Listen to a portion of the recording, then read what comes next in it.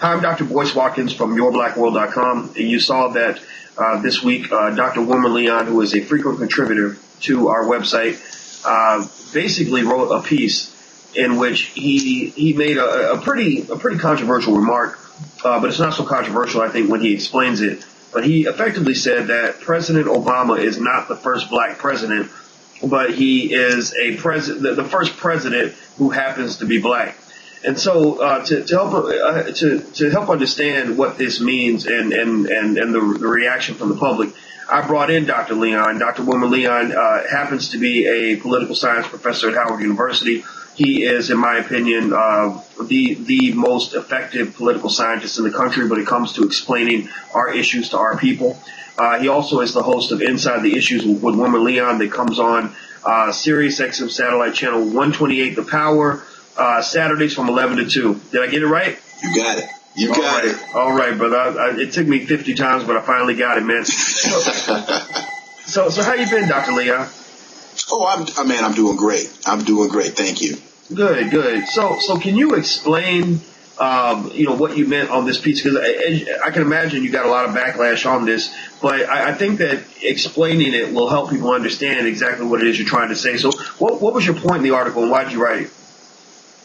Well, this came out of a recent response to a piece that Dr. Frederick Harris wrote that was published in the Washington Post on June 1st called Still Waiting for the First Black President, where Frederick Harris, a political science professor at Columbia, makes the point that during 2007, while then candidate Obama was, languishing in the minds of African Americans and not really garnering the kind of support that he was going to need to make his run for president, that he was pushed to make a number of speeches in black churches and to other black audiences where he talked about, from a policy perspective, a lot of the plight that African Americans are suffering and the types of things that he was going to do as president to address a lot of our maladies, whether it be education, whether it be health care, whether it be incarceration, driving while black. And that Frederick Harris makes the point that as President Obama started to overtake Hillary Clinton and actually become a viable candidate, that he then distanced himself from the black community from a policy perspective and engaged in a race-neutral type of politics.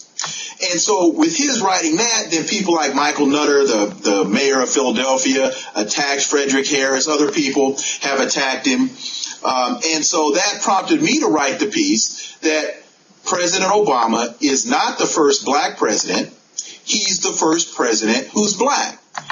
And the entire point of my piece is that from a policy perspective, and I have to underscore that all of this, as far as I'm concerned, as far as Frederick Harris is concerned, and I would even be so bold as to speak for you, as far as you are concerned, is policy-driven, not personality-based.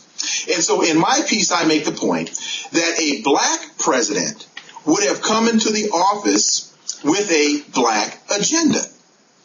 A president who is black is more of a functionary of the United States government, and I got that actually from Amiri Baraka in talking about Colin Powell and Condoleezza Rice, that we can't look at him in the context of a African American, that he is a functionary of the United States government first. And so he's going to focus on the policies and the threats that he perceives to be based or focused on the country.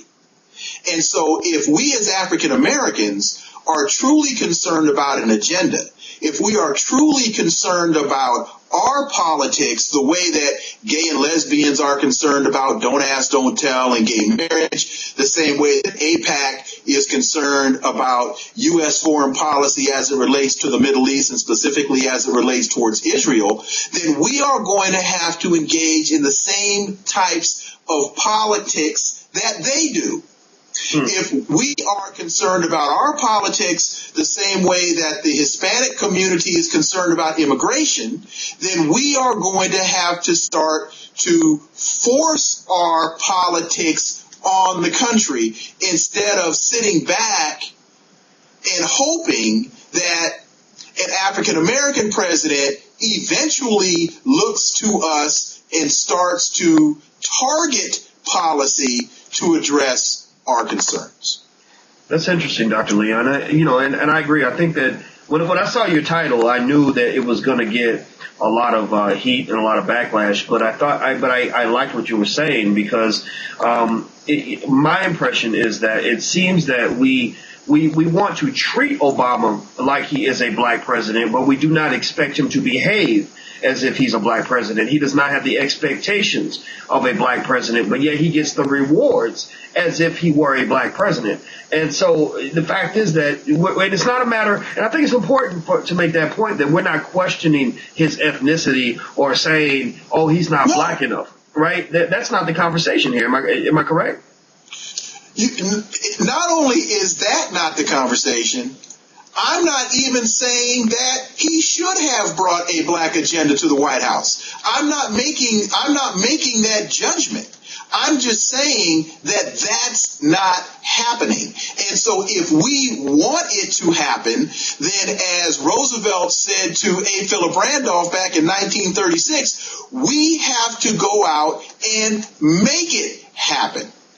But one of the really dangerous things that I'm seeing here is that many of those who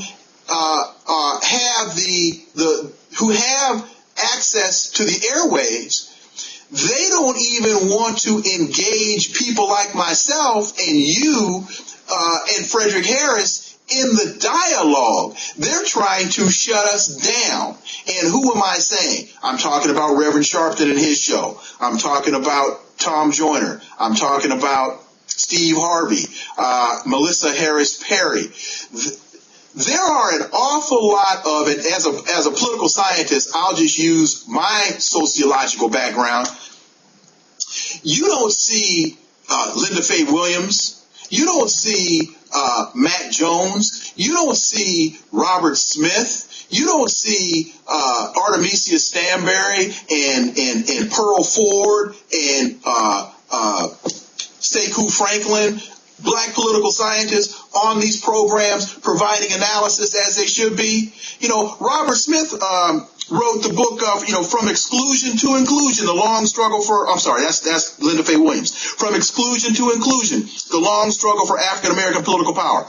Robert Smith wrote, amongst other things, Racism in the Post-Civil Rights Era, Now You See It, Now You Don't. Mac Jones wrote the brilliant article, Message to a Black Political Scientist, where he talks about the need for us to develop a Weltanschauung, a worldview, if we are actually going to bring about any substantive change to the American political landscape from a black political point of view. You don't hear any of these people on these programs talking about these issues, providing substantive data, factual-based analysis. They are doing their best. They, again, being Sharpton and all those others, are doing their best to shut us down instead of engaging us in dialogue. And the thing I find very interesting, and this is not a personal issue. This, again, is policy fact-based. Reverend Sharpton can have dinner at Sylvia's with, who's the guy from Fox News? Bill O'Reilly. Bill O'Reilly. He can have dinner with Bill O'Reilly, and Bill O'Reilly can go into a restaurant and be amazed that African Americans can sit down and engage in proper dining habits, and he can sit there and rub elbows with Newt Gingrich, and Newt Gingrich, quote, refers to President Obama as a food stamp president who will pick your pocket and steal your money, portraying him as a fascist, a socialist, a communist, or a kind of African Mau Mau. Now, Newt Gingrich can say all of those things about President Obama, which are personal attacks, and Al Sharpton finds all kind of time and space to rub elbows with Newt Gingrich. But here you and I and others are engaged in policy-based analysis, and there's no space for us in the dialogue. That, to me, that's incredibly dangerous. I think it is dangerous. I think that we have to be careful to make sure that we're not under the oppression of a political warlord, if you will, or a slumlords that basically, tell us to basically sacrifice our democratic voice, all for the sake of what some perceive to be solidarity or productive solidarity, which it's not productive. It's actually counterproductive. And I think that one of the things that we have to get away from is this notion that advocacy for our issues should be interpreted as criticism of the Obama administration. Because you advocate for something, that does not mean that you're being critical. It means that you're simply asking the administration to pursue a higher standard when it comes to fulfilling our needs and giving us a return on our political investment. The gay community, they got their agenda passed or supported by Obama because they were up his butt. They told him that, look, if you don't do what we want you to do, we're not going to vote for you. They were camping out at his office. They were tweeting their congressmen, and they were tweeting the White House. They were sending Facebook messages and emails and everything else to basically say we want our agenda on the table. And that's how they got it done. And they were withholding their dollars. There you go. They were withholding their dollars from campaign contributions, which is another important leverage point.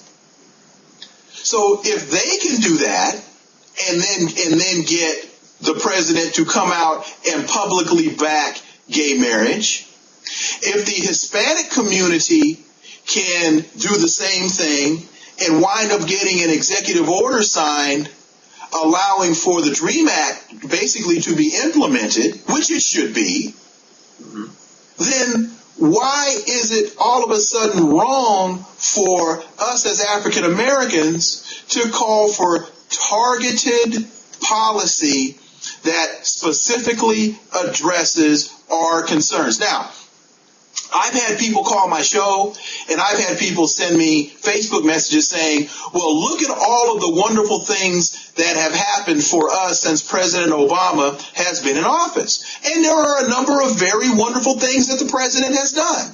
The Lilly Ledbetter Fair Pay Act. Black women have benefited from that. His focus on veterans issues. Black veterans have benefited from that. His addressing in some small way the foreclosure crisis. African American homeowners have benefited from that. But what I submit is there is a huge difference between being an indirect beneficiary of policy and being the targeted focus of the policy.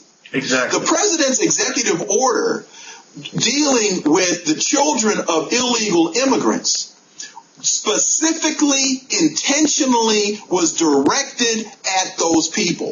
The president's support for gay marriage was specifically, intentionally targeted to the gay community. And so why is it that we should be pleased and satisfied with crumbs off the table when we should be sitting at the table, not only having the meal, but determining what is actually being served in the first place? And why are we being attacked if what we're saying is not wrong? Then why are we wrong for saying it? I agree with you. Because what we're saying is fact-based, data collected, fact-based, policy specific. It has nothing to do with the politics of personality. It has everything to do with the politics of policy. Our politics as African Americans has to mature in this country. And unfortunately, there are too many individuals that have too large of voices in the dialogue that don't seem to want to allow that to happen. I say again, if what I'm saying is not wrong, then why am I wrong for saying it? Exactly, and I agree with you 100%. I think that Juneteenth is the perfect day for us to really reflect on the pursuit of our individual and collective liberty.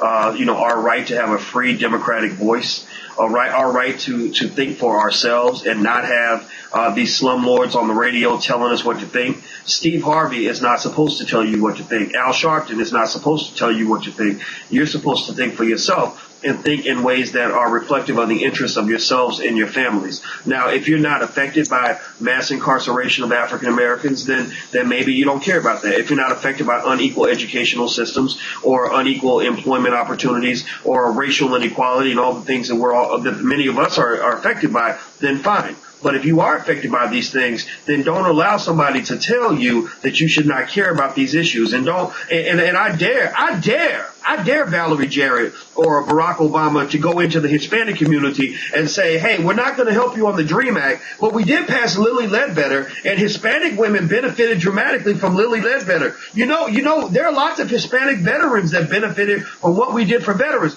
They will tell you to get the hell out of their face. They will tell you that is not acceptable. So if it's not acceptable for them, then it should not be acceptable for us. And I think that people like yourselves, Dr. Leon, or like yourself, Your Black World, we get our 60, 70,000 page views a day.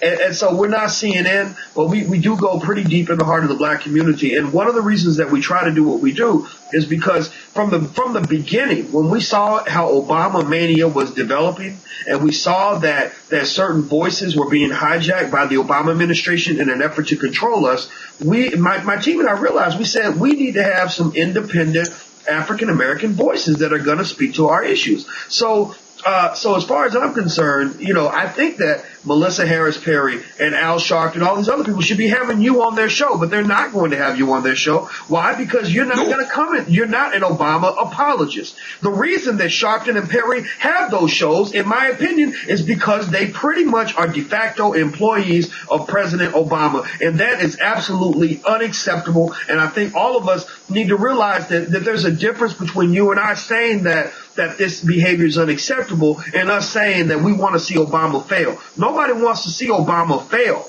We just want Obama to understand that the black agenda is just as important as everybody else's agenda. Now, I'm going to stop talking. I'm going to let you get the last word, Dr. Leon, and then we'll be on out of here. Well, everything you said, I have to concur with. And I've had other people write me and say, oh, so what you're saying is I might as well vote for Mitt Romney. No, I'm not telling you who to vote for. That's not what this is about. This is all about understanding policy dynamics, how policy gets passed, how policy gets influenced, and whether or not we are actually going to be involved in the game. And right now, unfortunately, on too many levels, we are not. Real quick example. Now you're reading in the paper, I think, the Justice Department is investigating Wells Fargo for their involvement in the loan processing crisis and helping to contribute to the foreclosure crisis. Well, when the NAACP had the opportunity to hold Wells Fargo's feet to the fire, what did the NAACP do? They took a check. Rolled over, took a check. Imagine how powerful it would have been if Wells Fargo had been, if the NAACP had been pressing for that investigation and now have the Justice Department jump on board. But no, now since they're going to be a platinum sponsor to the Image Awards, it's all good in the neighborhood. That's right. That's right. Hey, man, look, we got to pay for the Image Awards somehow. I guess. How else is the NAACP going to rub elbows with Hollywood celebrities if they don't get their money, Dr. Leon? So you're just being a hater, boy. You're just being a hater. Well, all right. Well, I want to say thank you so much for your time, Dr. Leon. I really appreciate it. Well, man, thank you for what you do, and thank you for providing this venue, and hopefully with more of this work, it will grow and the voices will resonate and have a greater impact across the political landscape. Well, I appreciate that very much, and one of our main beliefs is that you are your own greatest black leader. Remember, even if you look at great men like Malcolm X. One of the biggest mistakes Malcolm X ever made was that he allowed somebody else to think for him for a very long time. And it wasn't until he learned to think for himself that he actually became truly free. Even though he'd been preaching about freedom his whole life, he wasn't truly free until nearly the end of his life. So I think all of us can learn a lesson from Malcolm's greatness and also from Malcolm's mistakes. So anyways, so I'm going to get on out of here. Everybody, this is Dr. Wilmer Leon from Howard University, a leading political scientist, and he's also the host of Inside the Issues with Wilmer Leon, which comes on Sirius XM The Power, channel 128, Saturdays from 11 to 2. And also he is, his Facebook page is facebook.com/Dr. Leon's Prescription, correct? Okay. You got it. All right, and I'm going to go like your Facebook page. I'm going to go hit your page up right now and tell my followers to like your page as well. Oh, man, that'll be huge. Thank you. Okay, I will definitely do that. And also, everybody, just in case you don't know, Ed Gordon and I come on the weekends on WHUR in D.C., Saturdays from 7 to 9 a.m., I believe, and then also in Detroit Sundays from 12 to 2 on Mix 92.3. So please support us there. So we're out of here. So until we meet again, please stay strong, be blessed, and be educated. We are gone. Peace.